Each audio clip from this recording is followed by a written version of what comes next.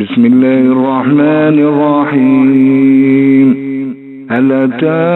على الإنسان حين من الدهر لم يكن شيئا مذكورا إنا خلقنا الإنسان من نطفة أمشاج نبتليه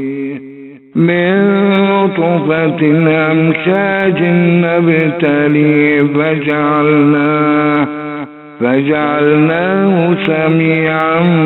بصيرا إنا هديناه السبيل إما شاكرا وإما كفورا إنا اعتدنا للكافرين سلاسل وأغلالا وسعيرا إن الأبرار يشربون من كاس كان مزاجها كافورا عينا يشرب بها عباد الله يفجرونها تفجيرا يوفون بالنذر ويخافون يوما كان شره مستطيرا ويطعمون الطعام على حبه مسكينا ويتيما واسيرا إنما نطعمكم لوجه الله لا نريد منكم جزاء ولا شكورا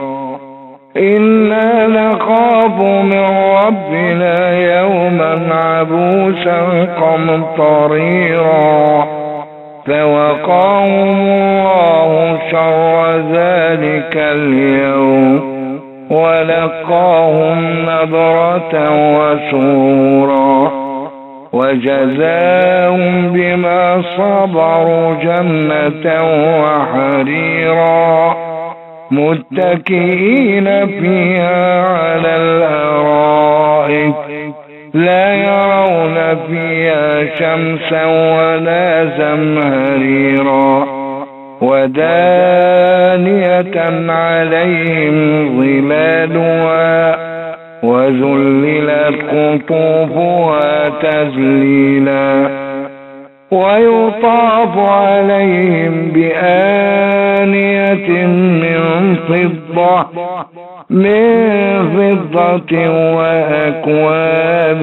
كانت قوارير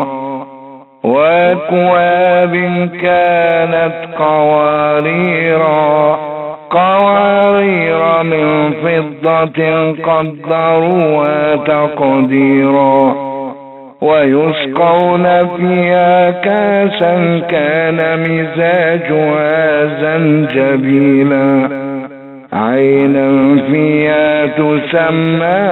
سلسبيلا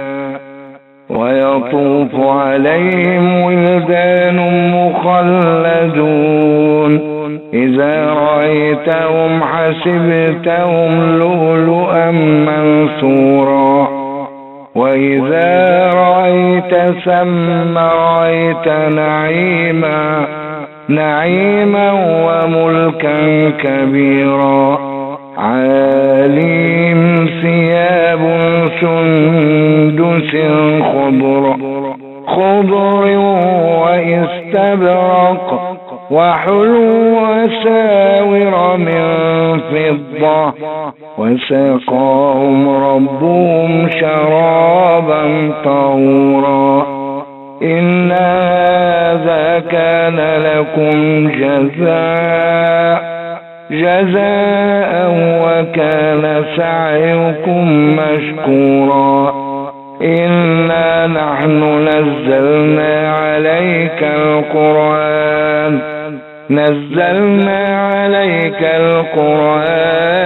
تنزيلا فاصبر لحكم ربك ولا تطع منهم آثما أو كفورا واذكر اسم ربك بكرة وأصيلا ومن الليل فاسجد له وسبحه ليلا طويلا إن هؤلاء يحبون العاجلة ويذرون وراءهم يوما ثقيلا نحن خلقناهم وشددنا أسرهم وإذا شئنا بدلنا أمثالهم تبديلا إن هذه تذكرة فمن شاء اتخذ إلى ربه سبيلا وما تشاءون إلا أن يشاء الله إن الله كان عليما حكيما